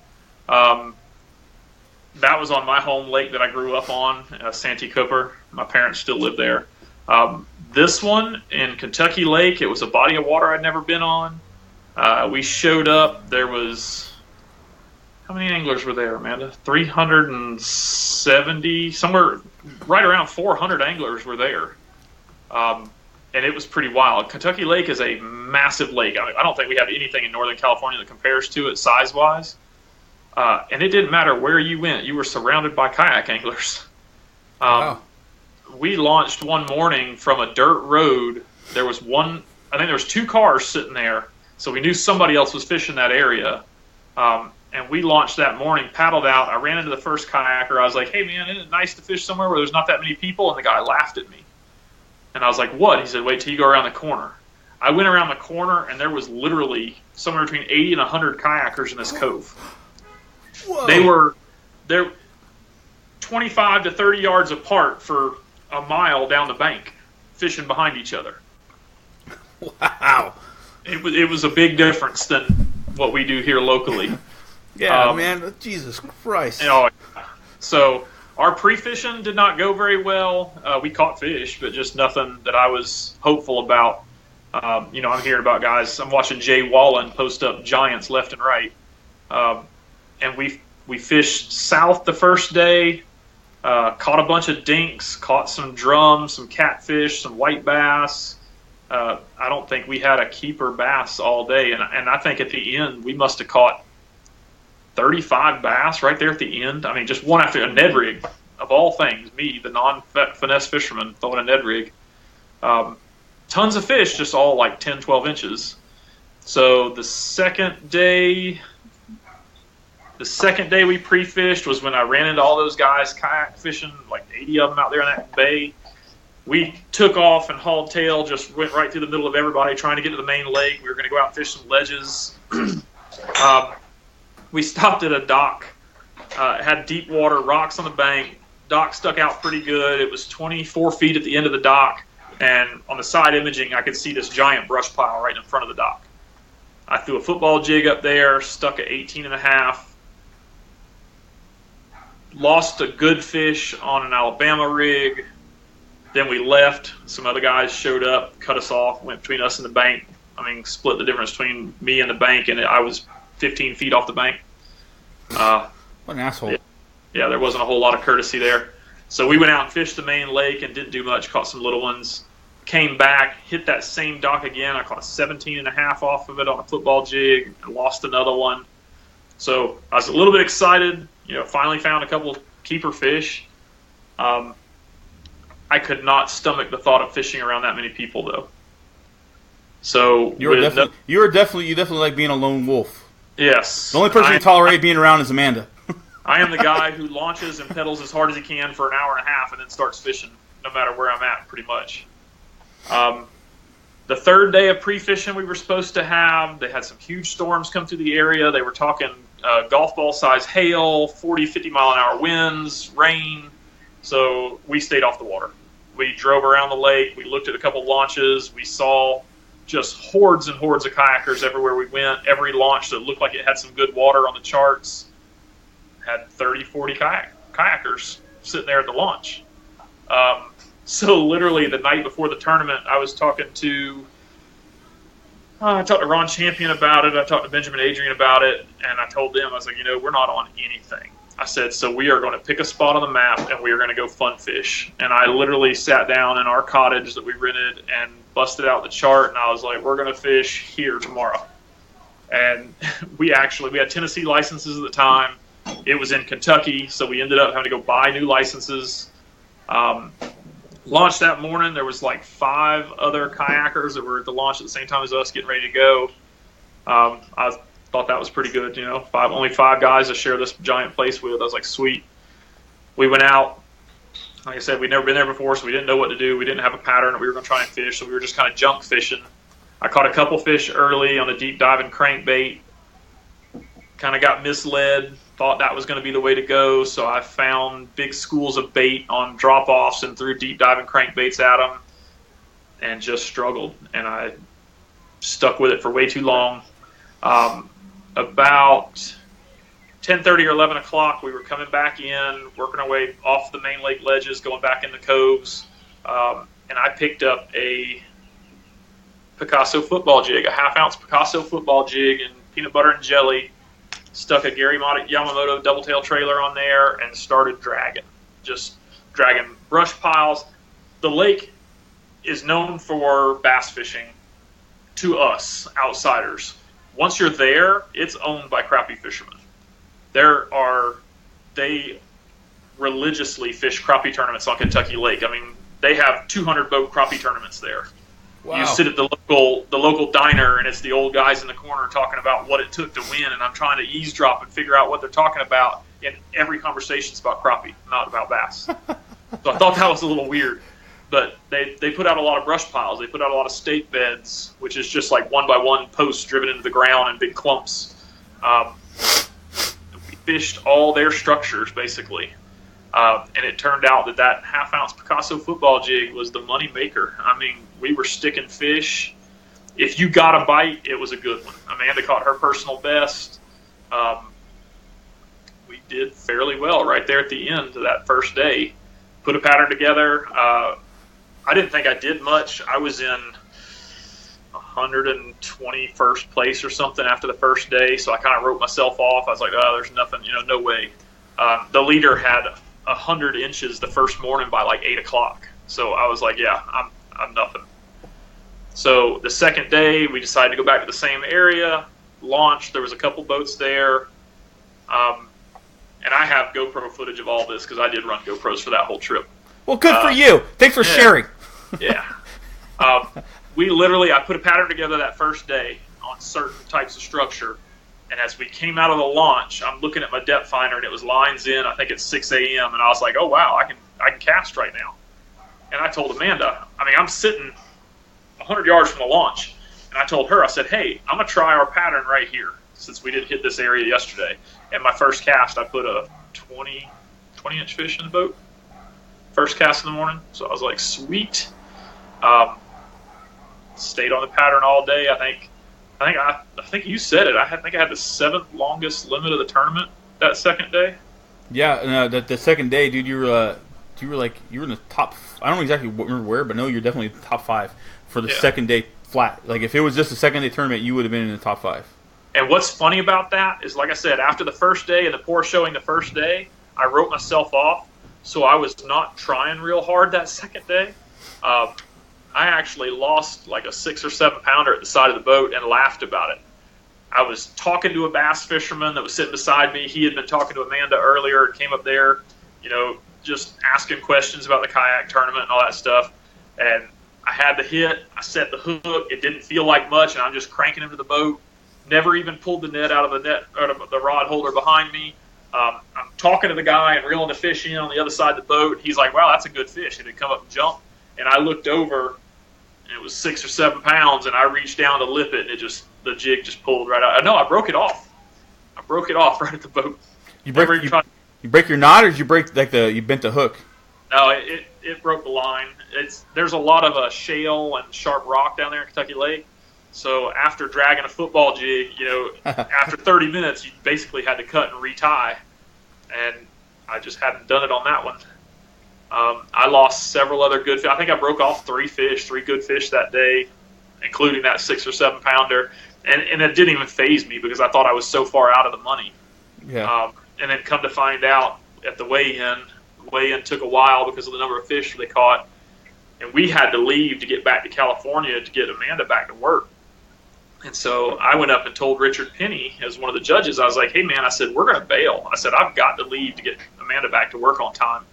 It's 34-hour drive.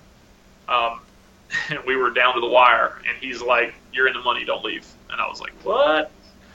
And so we waited a while, and then I asked him again. I was like, "Hey, man, is the money worth it?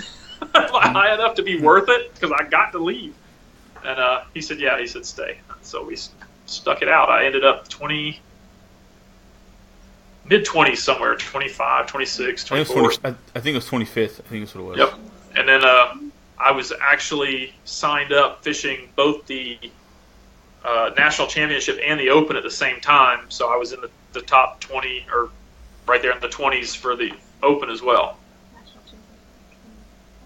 Amanda says I was 26th and 27th. So I ended up cashing 2 checks during the event. So it was worth it. We had a blast. Like I said, Amanda caught her personal best. She stuck a bunch of fish. She was into the tournament spirit there for a while, getting a little aggravated with other boaters. She's such a nice lady. I can't picture her being upset. She can be competitive. Yeah, well, I guess it's competitive. Does bring out the savage in some people, I guess. Uh-huh. Oh yeah. So we had a blast. I can't wait. I'm already qualified for the 2018 championship. Can't wait to go back, especially now knowing a little more about the lake. Oh, man. Killing me, Wes. We've been on the phone for so long. Killing my battery. But plug it in. Get a battery pack. We don't even want to talk about that with this phone. But knowing something about the lake, I did all my research, watched the YouTube videos, went back through BSS standings and tournaments and FLW. I got a bunch of them saved on the cable box. But it's nothing compared to the knowledge that you get while you're there on the water. And I feel pretty good going into this next year's national championship. Yeah. I'm feeling pretty confident for you, man. I mean, I'm not gonna. There's definitely more of a chance for me to go to Arizona than me to go back east for the national championship.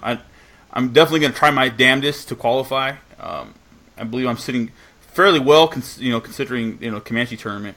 I'm definitely gonna try to be in the top 5, and if I don't, I might try to go out there for the Open. What the hell? I mean, well, I said something at that KBF event for the guys who were on the fence about going. The drive wasn't bad. Like I said, it was 34 hours. We drove it straight through. I couldn't have done it without Amanda. She basically drove all the way home. I think I drove for an hour and a half, and she drove the rest of the way straight through. Power to you, Amanda. Oh yeah, she was a champ at the driving part on the way home. She probably. I drove. You probably fall asleep. She was doing like 120. You didn't even know, and you wake up back down to 60. Oh, I guarantee you. I think I drove cross country the first time. I don't know if she drove when we went east. Did you? You did drive going east? We went all the way to South Carolina first, and then came back to Tennessee for the championship. Drove straight through 58 hours, I think it was, to South Carolina. Wow, it's 20. Damn, it's a whole other day. That was brutal. Wow, you guys are crazy. Really funny comment here. Noah Stevens says Groundhog Bass Life Day. Because I kept having to repeat myself. Yeah, that's clever. Let's see. Kayak Hat Live. Maybe, I don't know. What the heck does that mean, Abel? I'm sorry, I don't quite get the joke. Pim. I don't even know what the heck that goes.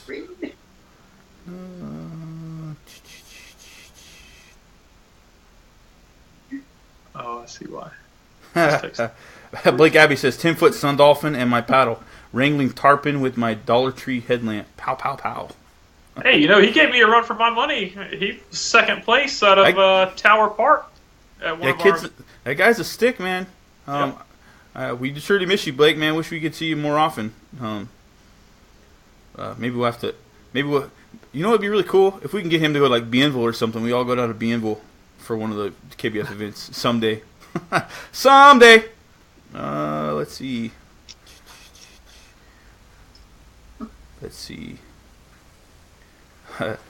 Everyone thinks I called you old because I called you an OG.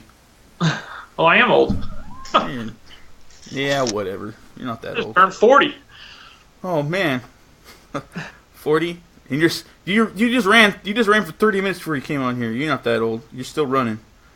Let's see. Yep. Abel says low tide at 10. See, I told you I was right. Yeah. Ha ha ha. If we were fishing Tracy, it was incoming, outgoing all day.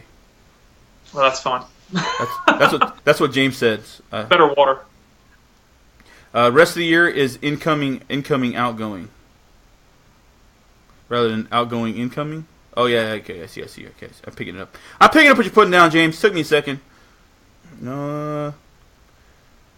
Abel says there are a lot of fish in those pockets for sure. Yep. Jason says 10 pounds 1 hour. Oh, he's talking about the Bassin tubes. I imagine 10 pounds won their tournament. That's for 5. Yeah. So, it's still pretty tough for those kickboaters too. Let's see. We might have to plug in here. We're gonna die. Oh no! Don't die on me, please! Don't die on me. Good luck on this phone, though. Oh, is it working? You have to get the extension cord. No, I got the phone charger. This phone just doesn't charge very well. It's one of those you got to prop the cord up just right to make it charge. Oh, maybe it's your cord's going bad then. No, it's the phone. Oh, we got a new. Man, it needs a new phone. I offered to buy her one. Yeah, you just won $400 in the Yak-A-Bass tournament, bro.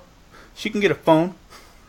Well, if my phone worked very well, then I wouldn't have to borrow hers to do this. Yeah, true. Matthew's having to use Amanda's phone because Matthew's forward facing, or his mic doesn't work because. Yep. Yeah. Too much water. Literally, we were doing sign language when we first tried to connect last night. It was pretty funny. I was talking and he was just doing nodding. Let's see. Jeff says his salt armor buff is too tight. My dad asked, "What's your favorite color of the Whopper Plopper?" There's only one color, bone. Bone. You don't want to throw a loon? Nope. No. Do you own a loon? Yep. I own every color they make, but the only one I throw is bone. Why would you own every color? You only need 2 colors, black and white. I did see a lot of those damn blackbirds flying around. Did you see them too? Yep. That's why you throw the black one. Nope. I throw bone. You know what? It works here. It works in South Carolina. The only colors you need are black and white. Bone. The black ones. The black ones. I've heard Ish talk about it. He said anytime he throws a frog, he says the white one will catch more fish. He says hands down the black one always catches him bigger fish. So that's usually why he throws the black one more than the white one. He'll still throw a white one, but he says for whatever reason they just the bigger fish eat the black one better. Yeah, you know what? We found out a lot of that has to do with who's throwing it too. Yeah, I have a tendency to reel mine really too damn fast. Like I feel like I'm just like burning it. Yeah, are you throwing yours? How many times I've been on the water fishing the same lure with somebody else, and one of us is catching them and the other one is not. Is it down to lure retrieve, you think, or you think maybe placement? What do you think it is? I don't know if it's subtle nuances that one person does that the other does. My dad did it to me my whole life with rattle traps in our pond at the house. We could fish side by side with the same rod, the same reel, the same fishing line, and same color rattle trap, and he'll catch the one. No, dude. It's the son dad the dad son thing. The dad will always whoop the son. My dad whoops my ass. He would literally be like, dude, throw it right there. Shake it. I'm shaking, bring it in. Don't get a damn thing. He'd do the same goddamn cast, and he'll hook one, and I throw it again, and then no. It's the dad-son thing. The dad just knows what the hell he's doing. He's got the experience, and he whoops your ass. There's no ifs or buts about it. It's not just that, though. Reed Shito fished with me on Mendocino with spinnerbaits one day, and I don't know why. I don't know what the difference. I cut the spinnerbait off my line and gave it to him, and it still didn't make a difference. So you're saying you did better than Reed, kind of thing? Is that what you're saying, or Reed did better than you? I missed that part. My wheels were turning on Reed and thinking other things. I'll have to go back and watch. We won't comment on. All right, whatever.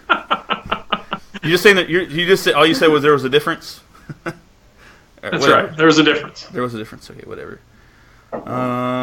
Let's see. James says fix his Lowrance. Supposedly, I guess his Lowrance isn't working. It's not a hummingbird. You know how you fix that, right? Throw it away. Get a hummingbird. Hey, throw it away and buy a hummingbird. I'm not gonna agree. I don't know why Lowrance has such a stronghold in the kayak community, because I read about all the problems on all the different forums with Lowrance, and I rarely see the hummingbird issues. Yep. And I am not sponsored by Humminbird. Yet. Oh, they turned me down. Yeah, but just wait till you win the KBF National Championship next year and have $100,000 in your pocket. You'll be able to buy your sponsorship. Let's see. Why are the new transducers so big? Which one are we talking? We must be talking about the Lowrance ones. It doesn't matter. All of them, even the Humminbird. The new Humminbird went to the mega imaging. It's just their newest technology. It's the size of the crystals that are used in the transducers. Interesting. If you want that definition, that separation between bottom and your fish and all that stuff, it takes a bigger crystal to be able to do that. Crystal. Yeah, clear as mud. I used to remember going to church, and one of the preacher guys, he would always say that clear as mud. That's right. It's a crystal oscillator that powers the flux capacitor that sends out the RF signal. The flux capacitor. What is it? What is it? 8.1 gigawatts. Gigahertz. Gigawatts. There you go. Gigawatts. 88 miles per hour. Yeah. Let's see. Adam asked the same question again. Okay, this is the fun. Okay, so Adam says, "Let's hear about the the championship tournament." And then Justin Senior says KBF, and Adam says, "Yeah." Justin Senior says, "Good idea," and then Abel says, "No, his badminton championship." It's pretty damn funny. Abel with the jokes. With the jokes, Abel. Let's see.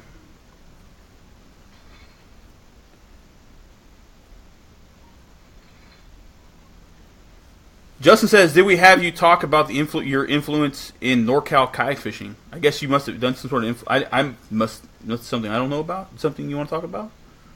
You had some sort of influence in NorCal kayak fishing? Do you know exactly what he's talking about in particular? Not in particular. I mean, when I moved out here, we didn't have any kayak bass fishing clubs or anything. The year, I don't remember what year it was, I got on NorCal Kayak Anglers and asked if there was any interest in doing them. I was going to set up a series and run a series. Basically because I came from the East Coast and it was much more popular back there and it hadn't really hit out here yet, so I was going to try and start it out here. That was when Delta kayak bass fishing started up. And our good old buddy Brian Shirk called me and it was like, "Hey man," he goes, "do you mind backing me on running the DKBS and not setting up my own series?" And so I said, fine. That's when the DKBS came out, and then the following year we called it Growing Pains, and we came up with the WKBS, which is where you came in and started helping run those events. And while I was at one of those events, that's actually where I met James. James Snyder and I, we fished a tournament out of Tower Park, and it was myself, James Snyder, and Jason Chung. I don't remember if it was going down or coming back, but whatever it was, we paddled together. And we talked about setting up our own events, kind of fixing some of the problems that we saw in that series. There was a lot of issues back then. And that's kind of where the idea for Yak-A-Bass started. Not Yak-A-Bass the name, but just the tournament series. The concept, anyways. The concept came from myself, Jason Chung, and James Snyder on that paddle. And then we talked to Brian Butterball, and Brian Butterball is who actually came up with the name Yak-A-Bass. And then as we were looking for who's going to run it, how's it going to work, all that good stuff, Justin Sr. stepped up, and we just kind of formed Yak-A-Bass. As y'all know, most of the people watching were probably around, or some of them were around at that time. It started as just fish and chills, no real tournaments. We were going to be doing seminars before and after each event with just fun fishing on the water, a little money between friends maybe here and there, but nothing set in stone type. And it has evolved to a tournament series that is now a KBF affiliate and working wonders in NorCal.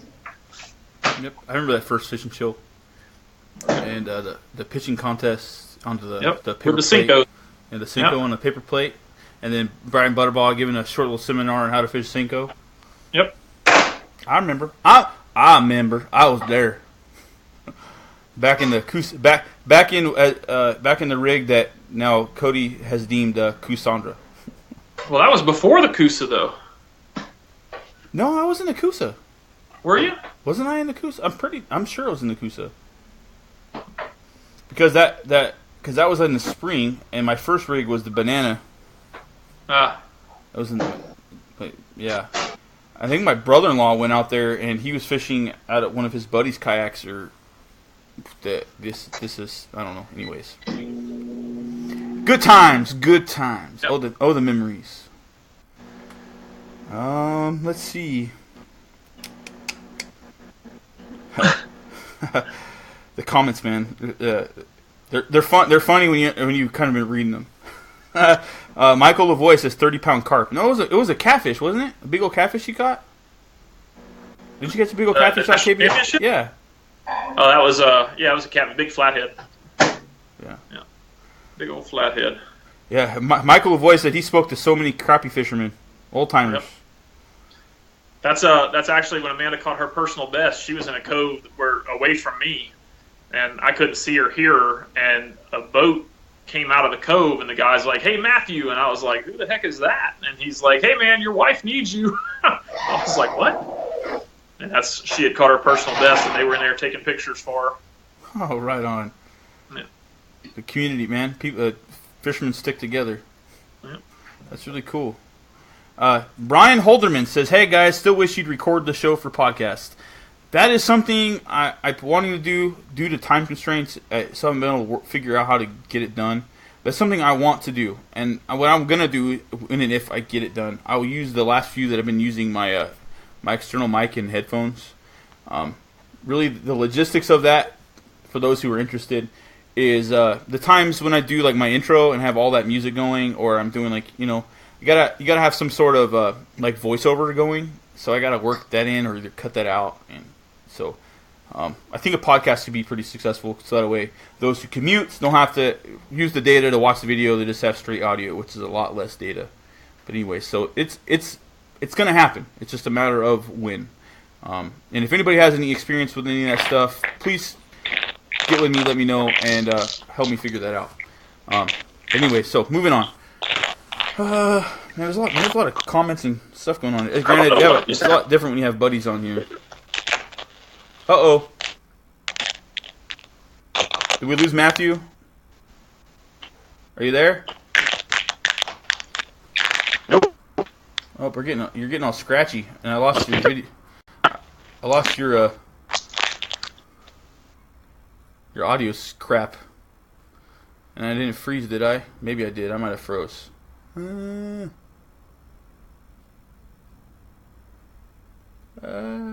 completely frozen. Let me see.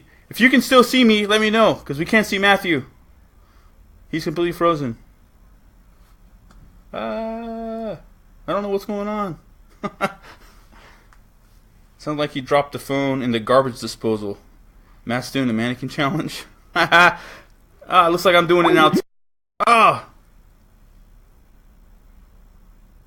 I lost him. What happened? You're good, Wes. Okay, cool. Thanks, Blair. Hey, let's see if we can get him back real quick. I apologize, guys. Hopefully he doesn't get all cocky wobble on me here.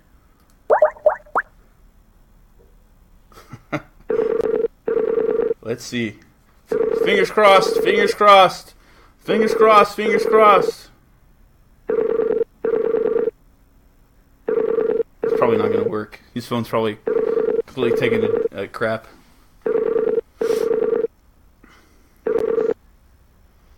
You still there? No, hey. Man, I was eating dinner. How was that chicken parm? I don't know. Amanda's got her plate eaten. I haven't eaten yet. All right. Well, thank you for coming back on. Everybody said it wasn't me. It was Matthew. So you guys give him hell. Don't give me hell. I don't know what happened. Yeah, that's kind of... Reed was watching earlier. He might be watching still. Our number of views is pretty pathetic, but I think it has a lot to do with the fact that my issues from the very get-go. Yeah. Blair asked why Amanda didn't fish Turner Cut. You don't have to answer that. I know. We'll just leave it at this. She went. Answer it. I would let her answer it. I know she went wine testing and got her mani-pedis. So got her mani-pedi. They skipped the wine tasting. They went to breakfast. Yeah, a woman needs her pampering. Right. Let her be. All right. All right. Well, that was the deal. When I took second at the KBF trail event, I had to pay for her wine tasting trip the following weekend, which turned into the mani-pedi. Oh. Fair enough. I don't like the Delta, guys.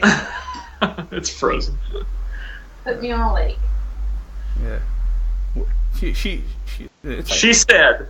I heard. I don't know if y'all could hear that. Oh, I heard her, and if I heard her, they heard her. Yeah. What did she say? She said she doesn't Which like part? the Delta. Exactly. She doesn't like the Delta. That's fine. Not everybody does. I don't like the Delta. I fish it because I want to fish and I want to be competitive. I haven't liked it the last couple trips. That's for sure. No. But you got somewhat like it this last time, even though it may not have been the best tournament ever, but you still won, so you got to like it somewhat more. It's still when the fishing's when it's that bitch of a grind. It's bittersweet. Bittersweet. Yeah, bittersweet. Definitely. Okay. Yeah. Okay. That's fair enough. I'm like Amanda. She's been itching to get back up to Clear Lake, so I can't blame you, dude. Yeah. Top fishers in one of the top fishers. House on Clear Lake. Everyone's welcome. Yeah, she said if we get restationed here, we're gonna have a house on Clear Lake, and we'll just commute back and forth to this area for work. She's not kidding at all. I don't. On Clear Lake or like in the area?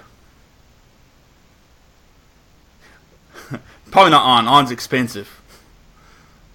But anyways. Can't hear me? Am I frozen? Are you ignoring me? Yeah. Okay. Frozen. I'm frozen? You were. Oh. I mean, I could hear you. I don't know. It's not my connection because I'm moving fine. Well, I guess I got yellow now. I'm not green. Oh, I'm green again. Anyways, so Holly says that she thinks we all should have the wives on. Maybe we can make that a special segment. Amanda says she's all for it. Back there, fist pumping. Let's see. Need to get some more of the wives to come out and fish the tournaments with us. Yeah, I'm not opposed. My wife's just not interested. Yeah. Tracy was fishing with us up until this year. She's kind of fallen off, and then of course Brittany, but Brittany's working now. So Brittany's a stick, and Abel hates to admit it, but she whoops his rear all the time. We need a few more of the ladies to come out and join us. Because Adam upgraded to a PA, and Holly's now taking over his wilderness. I think he's a Ride 135. I think is what he's got. So now she's riding that, and she's been out there a couple times. He took her out to Seiko, and she caught some nice fish out there. I saw pictures. Let's see. Man, come on, guys. Where are the questions? Just lots of smart-ass comments and banter back and forth. The Kitchen Bass Live. Funny. 1.21 gigawatts, says Dustin Luttrell. Let's see. 2015 Yak-A-Bass was born, says Justin Sr. 2 hours, enough for me. A fishing day, a woman's fishing day without the men. Hey, you want to organize it? We can make it happen. Y'all have to stay home and clean. All right. So pretty much all the comments, all the questions, pretty much gone. Questions, and we're pretty much down to literally have people watching that are watching. It's pretty much just fumes left. So are you fishing national championship? Most certainly. Okay. Any other events you plan on fishing this year? We've talked about a few of them.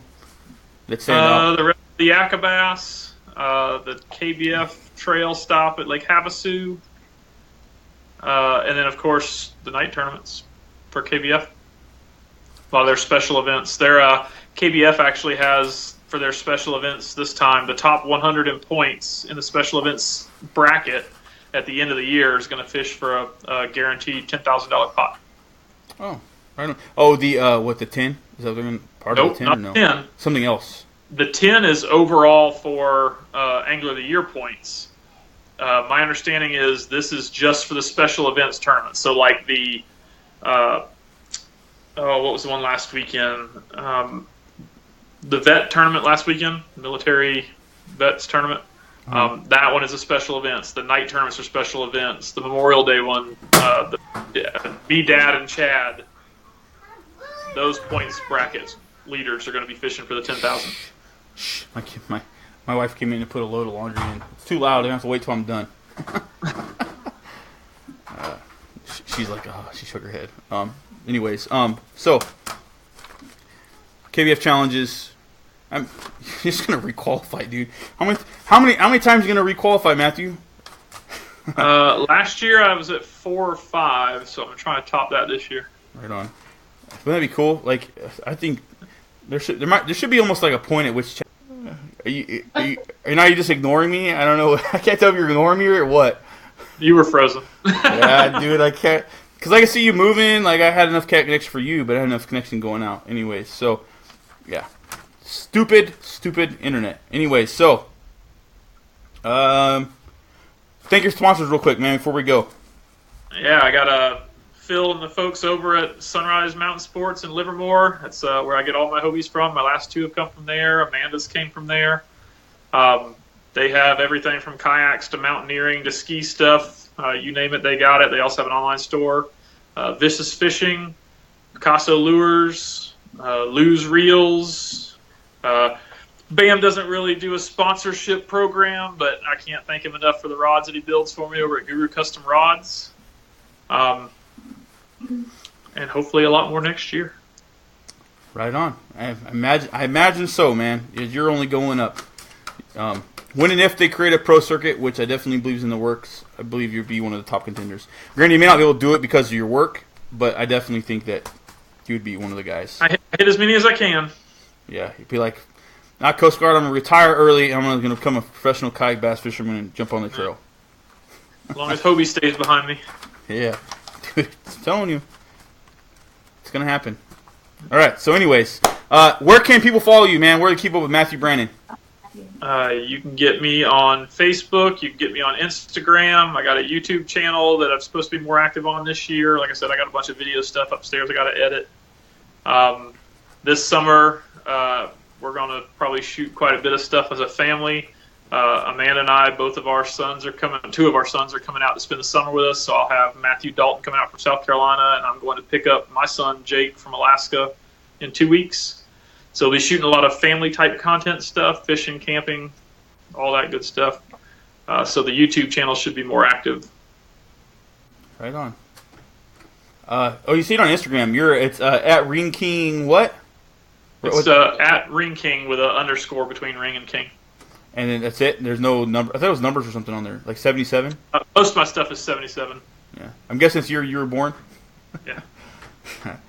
Back in the day. Back in the day. You are OG. You put the old in OG. Yeah. Yeah. There's a finger you'd like to show me right about now, I bet. All right. So with that, thank you for watching. Like I said, we'll do the drawing for last week, next week when David is on. I didn't have enough time to make the wheel.